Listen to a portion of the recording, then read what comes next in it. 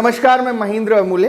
मध्य प्रदेश प्रारंभिक परीक्षा MPPSC prelims focus classes हमारी YouTube में चल रही हैं और हमारी YouTube की इसी सीरीज़ में हम आज जो टॉपिक पढ़ाने वाले हैं वो है इकोनॉमी, और ये यूनिट 6 के अंतर्गत है। यूनिट 6 दो पार्ट में बटी हुई है।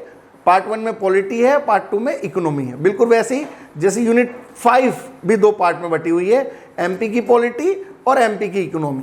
तो आज हमारी जो चर्चा का विषय है वो है मध्य प्रदेश की इकोनॉमी नहीं बल्कि भारत की इकोनॉमी। हमारे सिलेबस में हम थोड़ी नज़र लगाते हैं कि क्या क्या टॉपिक्स हैं। तो पहला एक टॉपिक है भारतीय अर्थव्यवस्था। ठीक है, हम भारतीय अर्थव्यवस्था पे भी चर्चा कर लेते हैं। पहले भारतीय अर्थव्यवस्था क्या है, भारतीय अर्थव्यवस्था से संबंधित चीज़ें क्या क्या पूछी जा सकती हैं, है ना। पहला पॉइंट भारतीय अर्थव्यवस्था है, इस पर अपन देख लेंगे, कुछ चर्चा कर लेंगे। दूसरा जो टॉपिक है वो है औद्योगिक विकास, है ना। औद्योगिक विकास, इंडस्ट्रियल डेवलपमेंट। जैसे हमने मध्य प्रदेश का औद्योगिक विकास पढ़ा था ना, उस तरीके से भारत का औद्योगिक विकास, इंडस्ट्रियल डेवलपमेंट।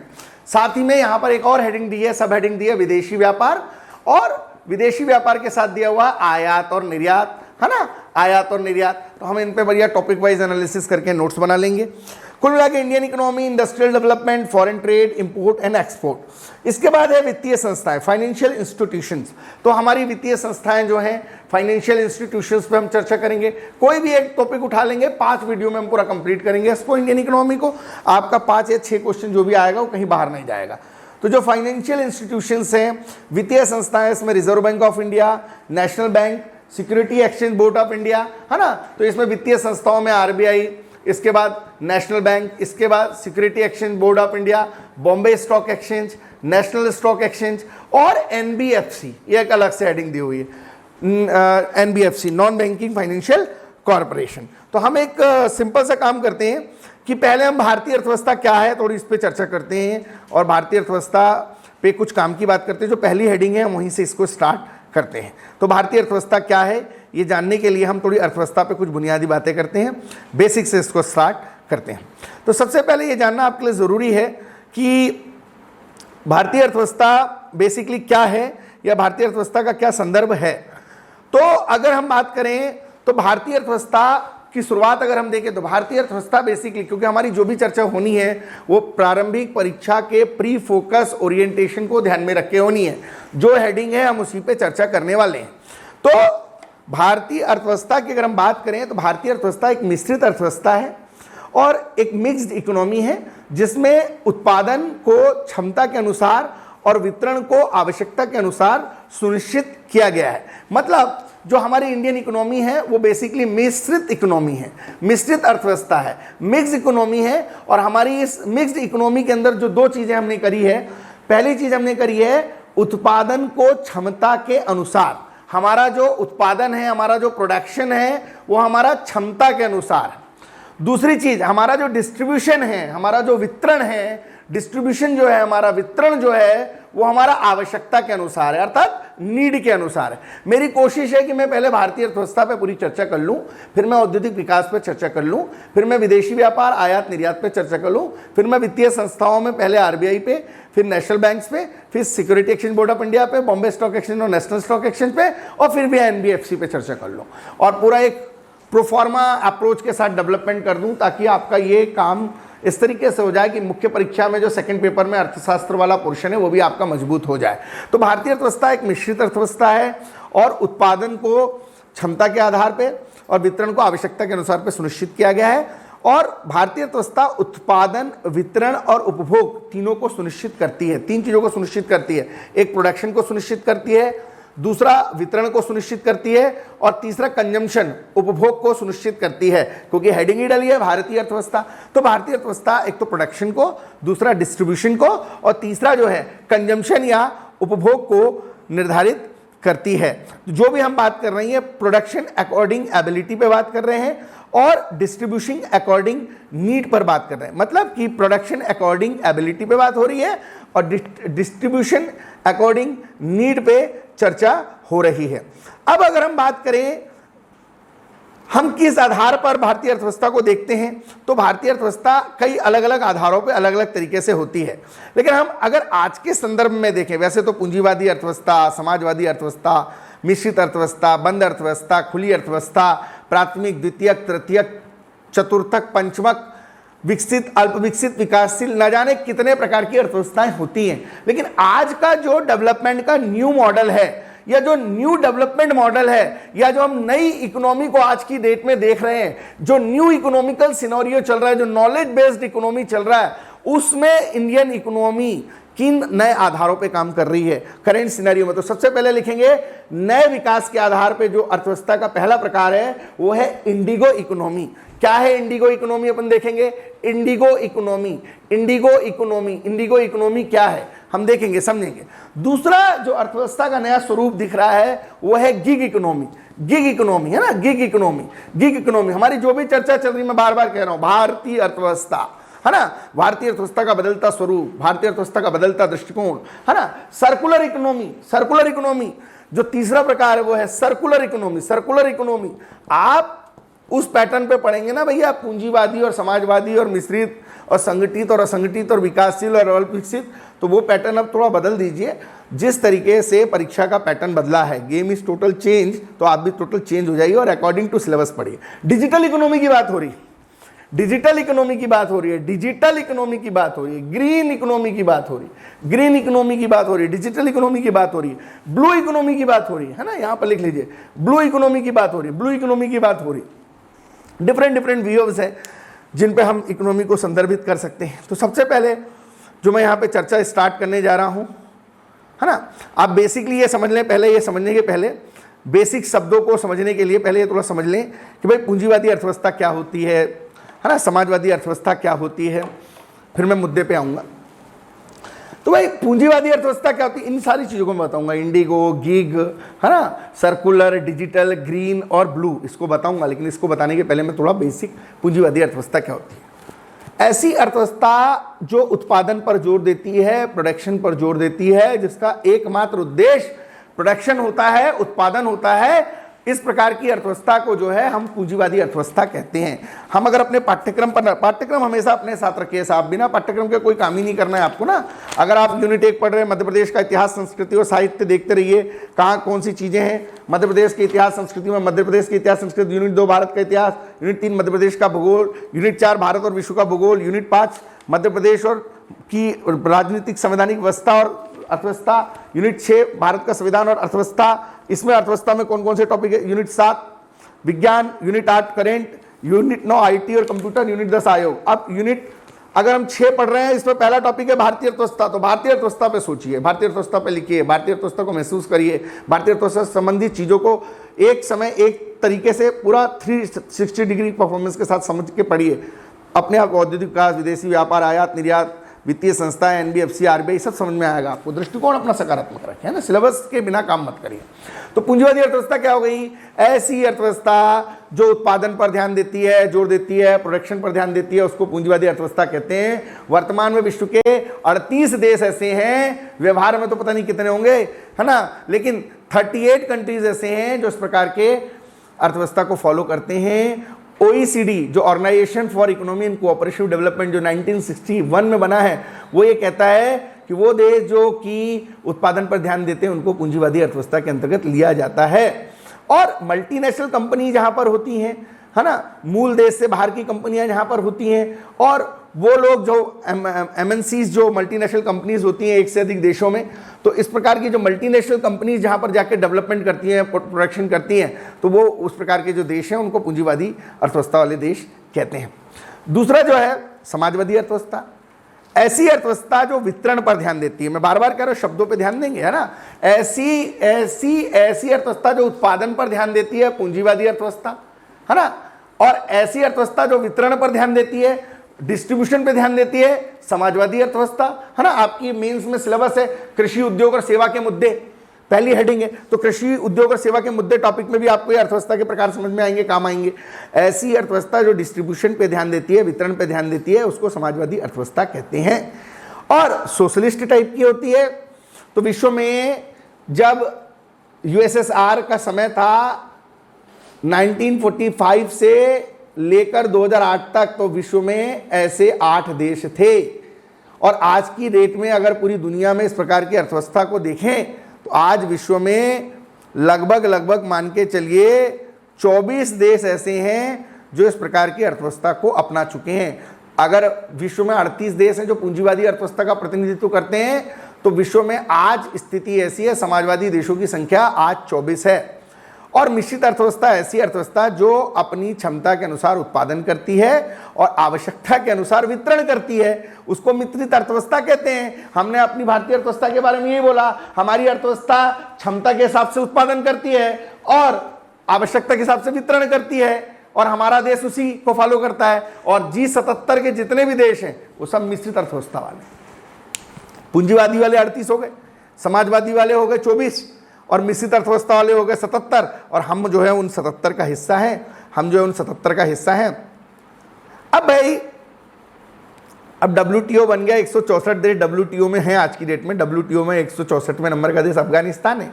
WTO 1995 में बना था, और जब से 1995 में बना था तब से कई देश उसमें जुड़ते जा रहे हैं। और आज अगर हम देखें तो WTO के अंदर विश्व के 164 देश जुड़े हुए हैं। उसमें कुछ पूंजीवादी अर्थव्यवस्था को मानने वाले हैं, कुछ समाजवादी अर्थव्यवस्था को मानने वाले हैं, और कुछ मिश्रित अर्थव्यवस्था को मानने वाले हैं। तो WTO एक ऐसा ऑर्गेनाइजेशन है जिसमें सब प्रकार की अर्थव्यवस्थाओं को मानने वाले देश शामिल हैं। अब अर्थव्यवस्था के भी स्वरूप को अगर हम देखें तो भाई, अर्थव्यवस्था का जो स्वरूप है अगर हम देखें तो अर्थव्यवस्था जो होती है, एक तो संगठित अर्थव्यवस्था होती है जिसमें आर्थिक गतिविधियों की गणना की जाती है, ऑडिटिंग होती है, अकाउंटिंग होती है। जितने भी विकसित देश हैं उनके यहाँ की जो अर्थव्यवस्था है वो ऑर्गेनाइज्ड है, वहाँ पे एक सिस्टम है। तो ऑर्गेनाइज्ड कंट्रीज की जो अर्थव्यवस्था होती है उसको हम कहते हैं संगठित अर्थव्यवस्था। जबकि बंद अर्थव्यवस्था क्या होती है? ऐसी अर्थव्यवस्था जहाँ कोई ना आयात करता है ना कोई निर्यात करता है। 1990 के 91 के पहले भारत में भी बंद अर्थव्यवस्था थी, ना कोई इधर जाता है ना कोई उधर जाता है ना, इस प्रकार की अर्थव्यवस्था, क्लोज इकोनॉमी। और 1991 के बाद क्या हो गई? ओपन इकोनॉमी हो गई, है ना। तो क्लोज इकोनॉमी में क्या था भैया? बंद अर्थव्यवस्था, ना आयात ना निर्यात। और ओपन इकोनॉमी में क्या हो गया भैया? आयात निर्यात, इधर जाओ उधर जाओ, इधर उधर जहाँ जाना वहाँ जाओ। तो ये हो गई भैया ओपन इकोनॉमी। बहुत प्रकार की अर्थव्यवस्थाएं होती है ना। अल्प विकसित अर्थव्यवस्था भी होती है ना, विकसित अर्थव्यवस्था भी होती है। G7 विकसित अर्थव्यवस्था का प्रतिनिधित्व करता है, G77 विकासशील अर्थव्यवस्था का प्रतिनिधित्व करता है। तो बहुत सारी परिस्थितियां हैं और परिस्थितियों के आधार पर चीजें हैं। अब हम अपने टॉपिक पे, थीम पे आते हैं कि भाई सबसे महत्वपूर्ण बात है क्या एक्चुअल में, उस पर हम चर्चा करते हैं। जो सबसे महत्वपूर्ण चीज है, मैं हमेशा कहता हूं कि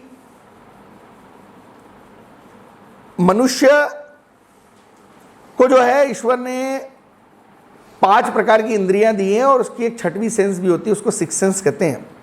तो मनुष्य है और मनुष्य जो है उसकी इंद्रियों का प्रयोग करता है वो, और इंद्रियों का प्रयोग करता है वो, और वहाँ पर इंद्रियों में स्मृति या मेमोरी होती है, और इसी से व्यक्ति इंटेलेक्चुअल होता है, बुद्धि होती है उसके अंदर, और इसी बुद्धि के द्वारा वो विवेक का प्रयोग करता है।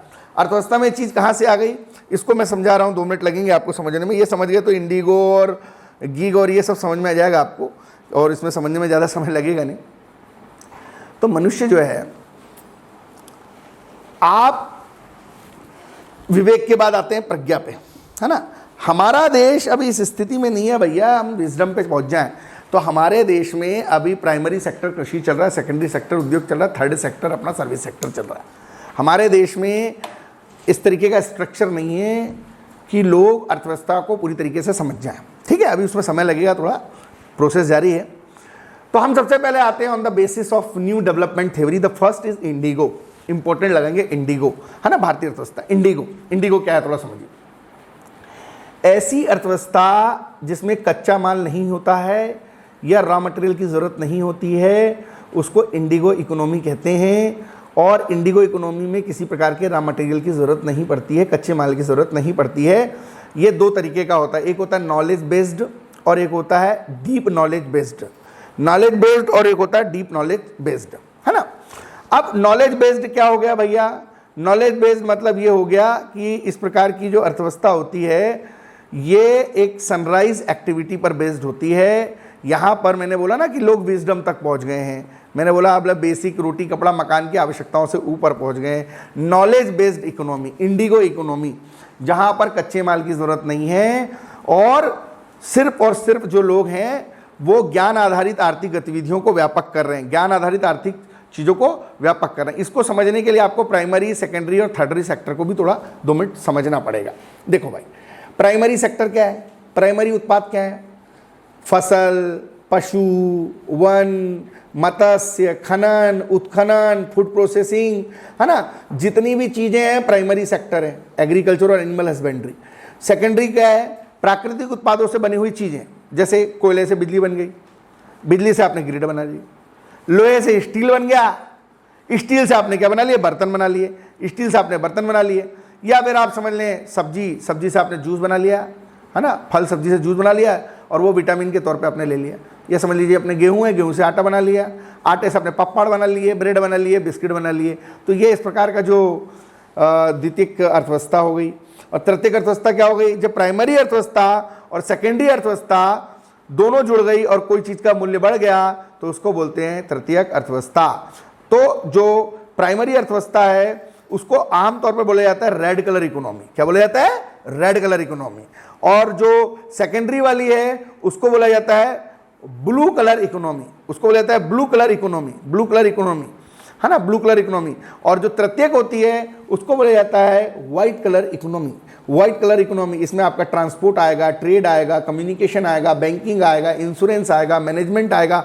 और आज की डेट में हम तृतीयक अर्थव्यवस्था पर आधारित बात कर रहे हैं, सर्विस सेक्टर की बात कर रहे हैं। मध्य प्रदेश में कुछ सर्विस सेक्टर 41% हो गया, इंडस्ट्री जो है वो 27 पे है, एग्रीकल्चर जो है वो 35% है। क्योंकि आज की इकोनॉमी ट्रांसपोर्ट बेस्ड है, आज की इकोनॉमी ट्रेड बेस्ड है, आज की इकोनॉमी कम्युनिकेशन बेस्ड है, आज की इकोनॉमी बैंकिंग बेस्ड है, आज की इकोनॉमी इंश्योरेंस बेस्ड है, आज की इकोनॉमी मैनेजमेंट बेस्ड है।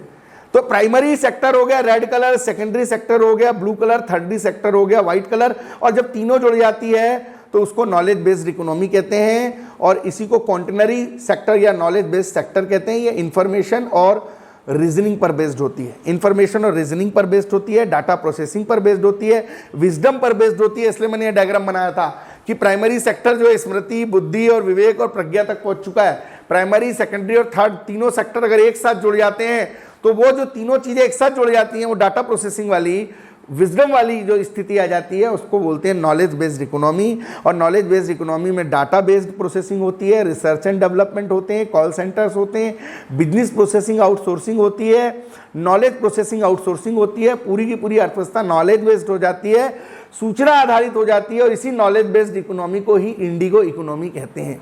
मतलब जब प्राइमरी सेक्टर कृषि, सेकेंडरी सेक्टर उद्योग और थर्डरी सेक्टर सेवा, तीनों का बैलेंस एक सिस्टम के साथ बनता है और तीनों एक सिस्टम के साथ काम करते हैं, जब ज्ञान आधारित अर्थव्यवस्था हो जाती है। इसलिए हम लोग इंजीनियरिंग के कोर्सेज पे काम कर रहे हैं, नॉलेज इंजीनियरिंग। इसलिए हम लोग मैनेजमेंट के सेक्टर पे काम कर रहे हैं, नॉलेज मैनेजमेंट। और नॉलेज इंजीनियरिंग और नॉलेज मैनेजमेंट जब दोनों जुड़ जाते हैं तो नॉलेज इकोनॉमी। जिसके पास टैलेंट है उसको नौकरी की कमी नहीं है, टैलेंट ही नहीं है कहां से नौकरी मिलेगी, है ना।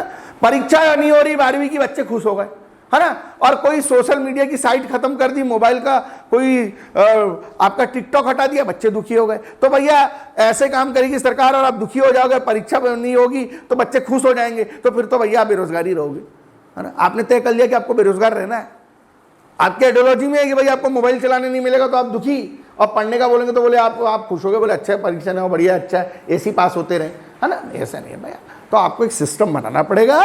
इंडिगो इकोनॉमी मैंने बोला ना, प्राइमरी सेक्टर कृषि, सेकेंडरी सेक्टर उद्योग, तृतीयक सेक्टर सर्विस सेक्टर, तीनों जुड़ेंगे, ज्ञान आधारित चीजें होंगी, तब होगी इंडिगो। इसलिए इंजीनियरिंग पर ध्यान दे रहे, मैनेजमेंट पे ध्यान दे रहे, नॉलेज बेस्ड चीजों पे ध्यान दिया जा रहा है, डाटा बेस पे काम किया जा रहा है, डेमोक्रेसी डिजिटलाइज हो रही है। इसलिए अभी हमारे संचार मंत्री का स्टेटमेंट था कि अभी हमारे यहाँ जो डिजिटल सॉवरिंग है, डिजिटल संप्रभुता को छेड़ने नहीं दिया जाएगा। बीच में सुना होगा आपने, ट्विटर को रोक देंगे, फेसबुक को रोक देंगे, इस पर कंट्रोल करेंगे, व्हाट्सएप को कंट्रोल करेंगे, क्योंकि सरकार डर गई। सरकार को समझ में आ गया इमेज बिल्डिंग कहीं ना कहीं बिगड़ रही है, सिस्टम में कुछ प्रॉब्लम आ रहा है।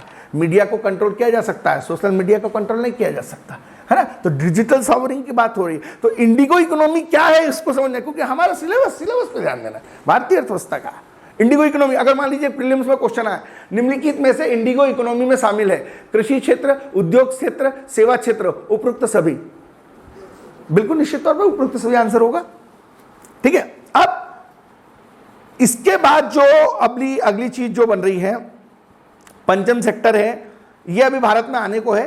पंचम सेक्टर जो है वो ये 5th स्टेज है। यहां पर आने वाले समय में क्या होगा, आइडियाज आएंगे, क्रिएटिविटीज आएगी, इनोवेशंस आएंगे, इंटेलेक्चुअल प्रॉपर्टीज आएंगी, स्टार्टअप्स आएंगे।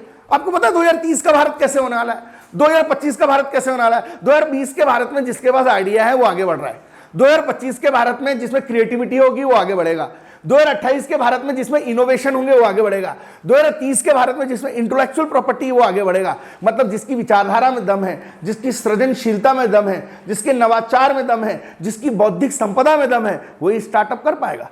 तो ऐसे आर्थिक क्षेत्र जो गहरे ज्ञान और विचार आधारित है, जो गहरे ज्ञान और विचार आधारित है, उनको पंचम क्षेत्र की इकोनॉमी कहा जा रहा है। मानव की क्षमता का अलग प्रकार से उपयोग करता है और अत्यधिक ज्ञान होने वाली गतिविधियां जब एक तरीके से आगे बढ़ रही, इसीलिए तो आ रही है E governance, P governance, E commerce, M commerce, P governance, M governance. क्या है ये? क्या है भैया? ई गवर्नेंस क्या है?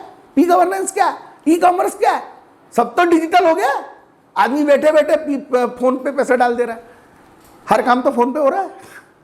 ये पंचम क्षेत्र है ना भाई। प्राइमरी सेक्टर कृषि था, सेकेंडरी सेक्टर उद्योग था, थर्ड सेक्टर सेवा था, तीनों जुड़ गए इंडिगो और चारों जुड़ गए।